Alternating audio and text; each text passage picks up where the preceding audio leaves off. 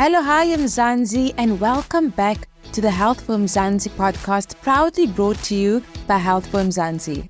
I'm your host, Joe, and I'm so excited to walk this health and wellness journey with you. Remember, nothing is off limits.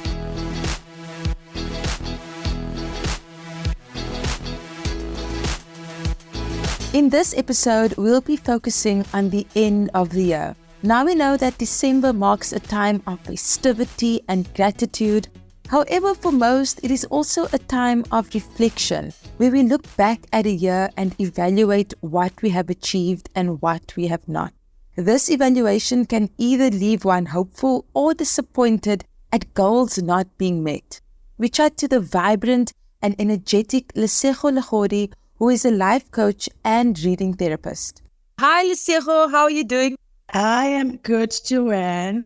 We said, it's that time of the year and it's festive and it's festivities and it's just, breaking out of the routine that we've just, so used to throughout the year. But Lesego, like we said, it's also a time of reflection and thinking about what has transpired and where we're going to for 2024, right? How are you gearing yourself up for that? So thank you for joining on this very important discussion to have. Before we get into the detail of it, Lesego, can you please just tell us about yourself and what it is that you do?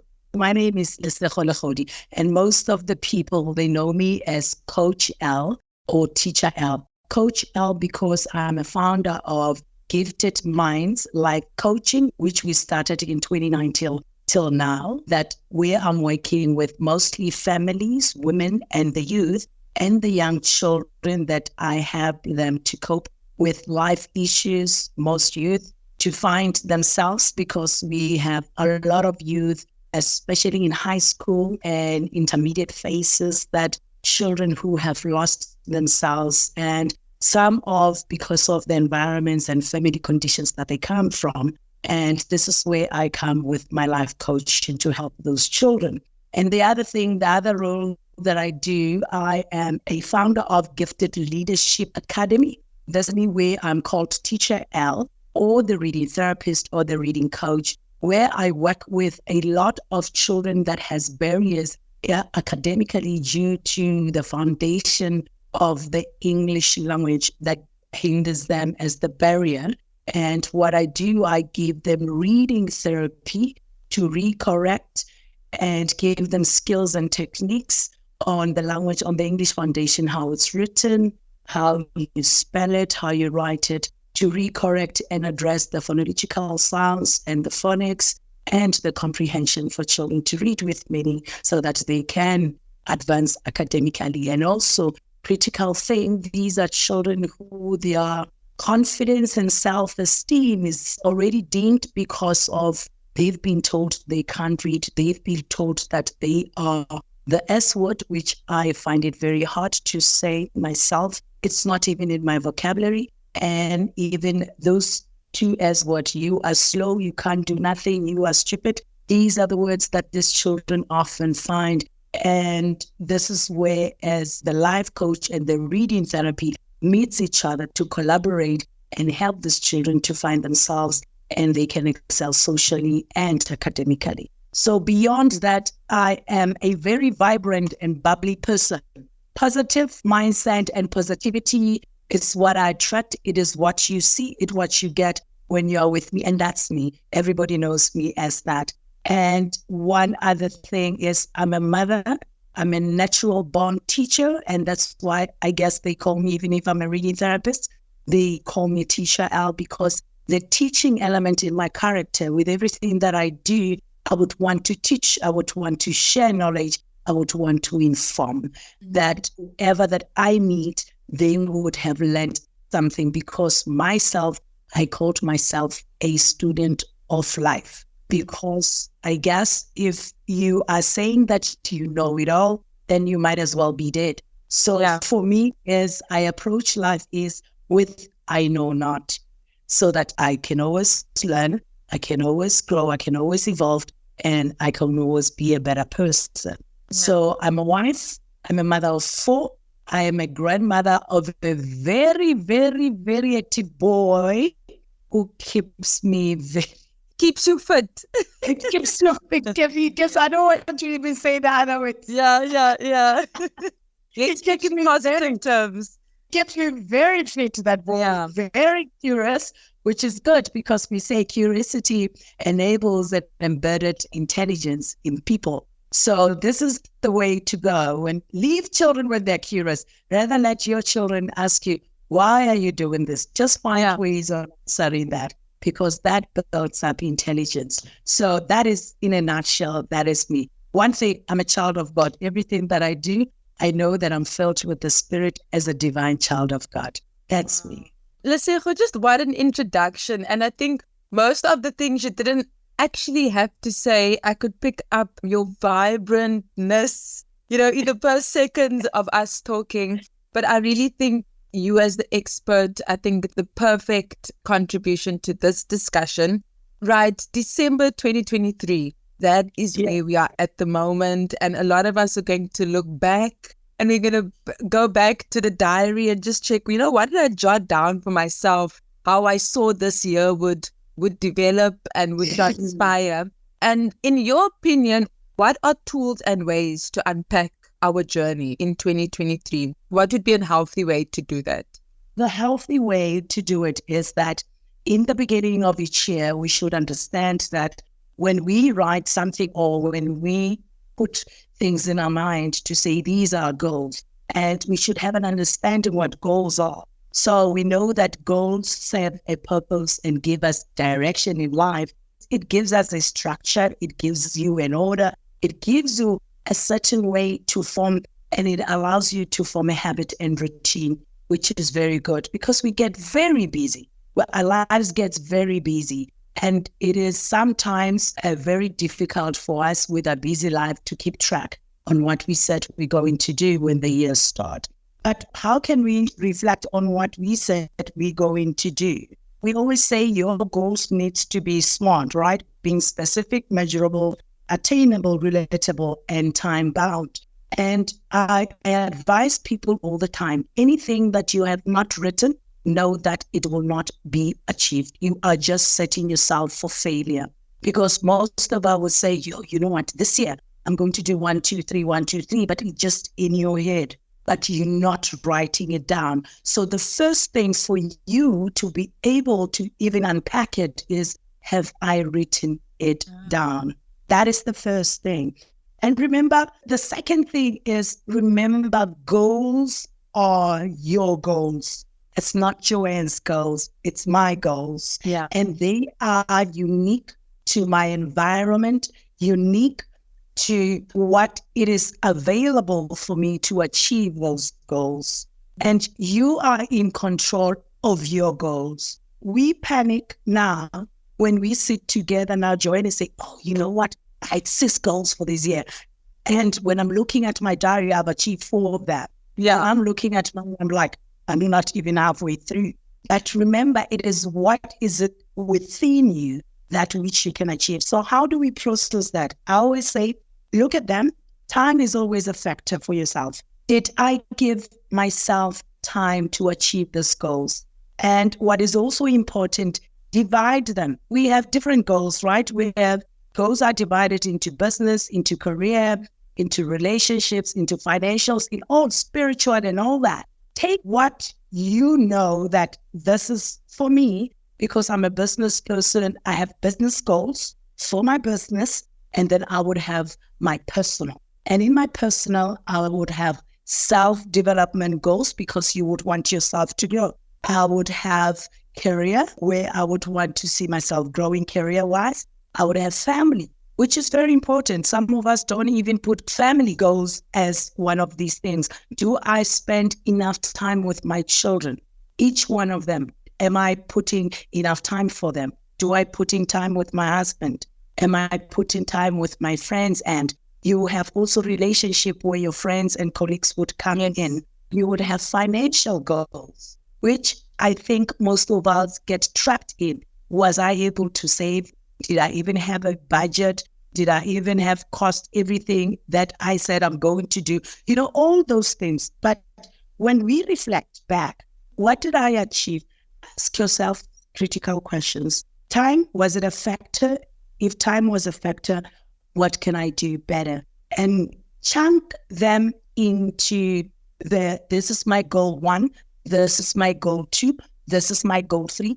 Don't have 20 goals. Who can achieve 20 goals? People have 20 goals. But if you chunk them, know that you're setting yourself into the right direction. You're going to achieve them. Because in goal 1, what is it that I achieve and what is it that I did not achieve and how can I do better? Because when we reflect, like you say, reflection, and don't only reflect in December. December is not the time to reflect, guys. It's time to celebrate. December is the month of gratitude. It's the month to say, we do it tri-semester, in tri-semesters. You will be able to track your goals. I mean, Jan to Feb, Jan to March, March to June, like that. Yeah. And then by the end of November, then give yourself some time to reflect on what you have done. Because now when you chunk them and reflect like that in 3 months portions, now in the last 3 months, you would have achieved them. And then you move into the next bunch. Yeah. And then that makes sense. The next bunch. And then by the end of the year, and clearly, even if those that you did not achieve, like we're saying, it's failure. But failure is just a word. But these are things that I was not able to achieve. I did not have much time to achieve. So you reflect, and what is an opportunity for me to achieve them for me next year? Don't be afraid. These are your goals. Take them over. People ask, drop them off. No, take them over and say, in the first 3 months in 2024, the last 3 goals that I was not able to achieve, I'm going to focus on them and move on like that. And like we said, what can I do better? What can you improve? And how would it make me? What kind of a person do I need to achieve the goals? These are the questions that you throw to yourselves to be able to achieve them. Lesego, you touched on something as, failure as just an opportunity for growth, an opportunity to try again. It's very easy to say. It's a really disappointing feeling if you've set out something for yourself and it didn't happen. So how can we process that? How can we move on and see it as an opportunity and maybe just adapt it or redirect it? How does that process work? I use 5 steps because I am a person who has been struggling. Okay, put struggling as a word, challenging. Yeah. I've been challenged with my weight loss process to a point that this year I'm turning 45 on Christmas Day. And I'm like, I'm so damn good with so many things that I do. Yeah. And I use 4 C's that I say I'm committed. I know if I'm committed, I'll be able, if I put commitment into something else, I know I'll be able to do it because focus and direction is there. Then I'll be able to be consistent about it. To show up to do it every day is building up momentum for me. And then I would have the confidence to do it because I'm committed and consistent. Then I'm building up confidence to actually, now this is a routine, this is a habit, it becomes a lifestyle for me. Then there is courage that helps me to sustain all the cycle over and over again. But this is one goal that every year it's there. I would say I am losing 5K and my husband is like, why don't you leave it? Start looking at yourself that what weight in the age that you are in would it serves you better? Is your body not serving you better where you are? Or your problem is you want certain clothes to fit you the way and how you would want to look. And I'm like, oh yeah, I think that is key for me. It's a matter of me adjusting to the type of clothes that I would want to look. And I'm saying I look good in 45 in a dress and I don't show things that I'm uncomfortable with. And this is a way when you look at failure and first you accept I failed, because the first step for you to recover from failure is acceptance and acknowledgement. I acknowledge that I failed. I accept that I did not do my best that I said I would do or be committed to the process, and that's okay. And then the other thing that I do is I use this words, I gather information. These are the steps that I use. I gather information in my failure. What made me fail? I want to see the chips and the pizzas and the cold drinks and the slushies. Can I taste here? When I'm with my children? Yeah. These Yeah. are my... And then you reflect. That's my art. Then I reflect on what I've gathered. I'm reflecting. Did it serve me better, or did it serve me to not achieve that which I wanted to achieve? If it served me better, then where did I do good? If it served me in the worst form, how can I improve it? Now I know, now I've reflected, okay, let's write it down. And in writing down, I've got to now be realistic about my goal. Lesego, you are a grandmother, you are 45 years old. Check how tall you are, check your environment. I am the healthiest horse. Just how I view myself. Stop shaming yourself, but start applying self-love. Then you'll see the weight going up. And it is going off because I started loving myself. I started in writing down, I started using affirmations. Affirmations are good for you. It's a great reminder. It's saying, I am beautiful. I love myself. I love the way I am. I'm content. I'm enough. So it's embracing myself. The food that I eat is nourishing to my body, not looking at what I eat now that you are. Yeah. And I have a voice and a guy's eye. Yeah. And then the other hour, it will be rechecking. Can I go and recheck throughout the process? Let me not wait for November to come and start crying and say, Yeah. I did not lose the weight. But in between, how much did I lose? In between, how many centimeters did I lose? I did well. I did not get to lose 20K. That's okay. But I lost 10. In the recheck, this is where you celebrate. This is where you praise yourself, because in celebrating, in praising yourself, you're building a momentum to courage and continue on. And active reach and apply is the last one that you're going to consistently apply and do the cycle all over again for your failures. Thanks for that, Lesego. You also mentioned something earlier that it's good to reflect on a trimester basis. It's almost too late to only do it in December, but planning. So we've done reflection now. We've done the processing. We've done the research on why certain things didn't work or didn't happen. Yeah. So now we're at the planning stage. When is it best to start planning for the next year? In this case, 2024. Now. Okay. Yeah. You see why we live December. Yeah. So in your gratitude, when you have reflected, when you have seen everything and recheck, because now you would have done the recount. You have all the things that, okay, I've not done this. This is what I should have done. Now you put it now in December, because now Jan, not everybody have the luxury to go and do it. And also most of the season, people are home, people go on holiday. I advise people all the time, journaling is one of the best tools that we have. Buy yourself a journal. And in that journal, throughout December, allow yourself a day or 2 days to yourself now to start planning for the year ahead.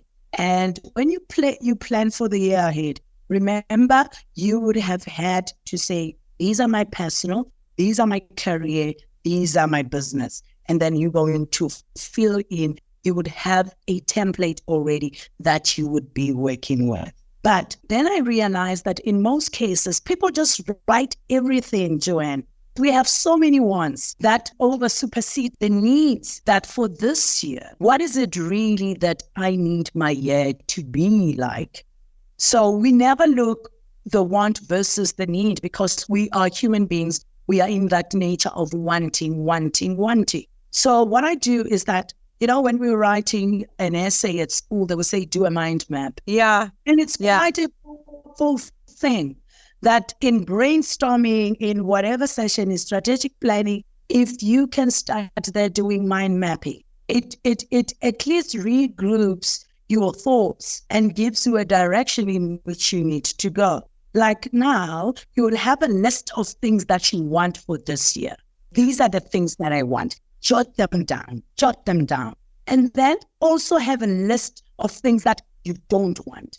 Because it is very important.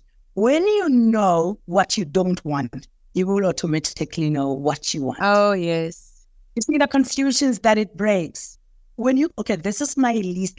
These are the things that I want. These are the things that I don't want. Now, you're not now going to focus on the things that you don't want. Now you have a whole lot of bunch of list of the ones. Now you're going to scale them down.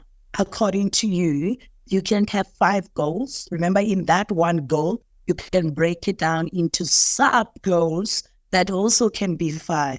In financial, saving, whatever, it will be in subs. So you can have 5 goals for the year, but in those 5, they have sub-goals in between. Okay. So you scale them down. Once you scale them down, you will be able to look, okay, this is what I want. And then the rest of the things that you said you want, because now you've scaled it down, it will help you say, okay, actually, these things for this year, let me put them on the I don't want list. You have that.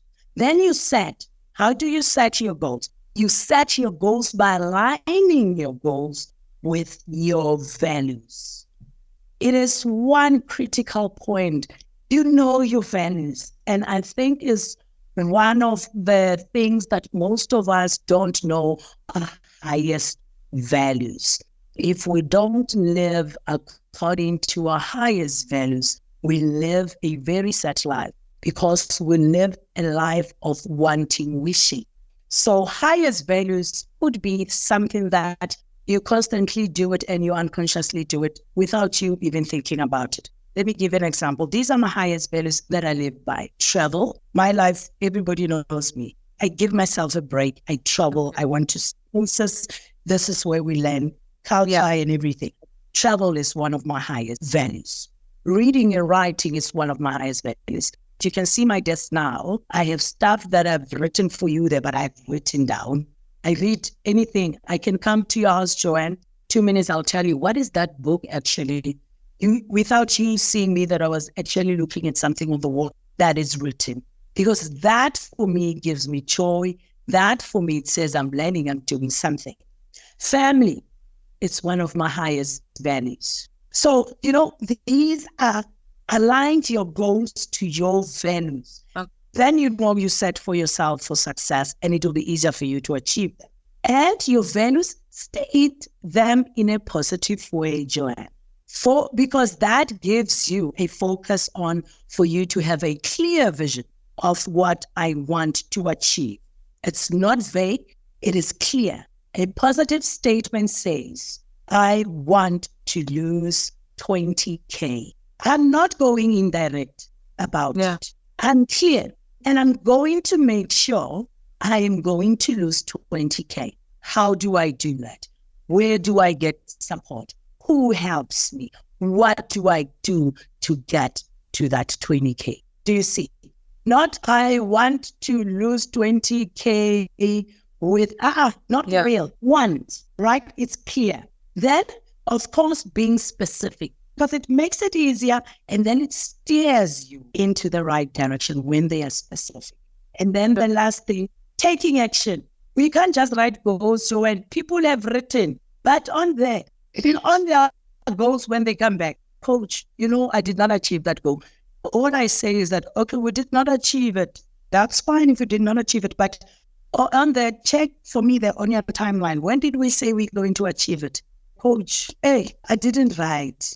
I mean, it's vague. You've thrown it. It's something that you've written. It's just that something that you've written that you were not going to work. Timeline. When we time bound, if time is precious, isn't it? Time is a precious commodity. Yeah. And we must bet time because we know everything that we do it for this moment. And we're not guaranteed for the next day. So if I write it, I have to lose 20K by 31 December 2023. So that I should be accountable and take responsibility when I did not do that by 30. It's easier for you to track. Thank you for joining this week's episode of the Health for Mzansi podcast. For more on our end-of-year reflection and planning chat, check out healthformzansi.co.za. Now remember, if you are in a medical jam or just curious about some health and wellness trends, you can send an email to hello@healthformzansi.co.za or a message to 076 132 0454. Yeah, we're on Blue Tick.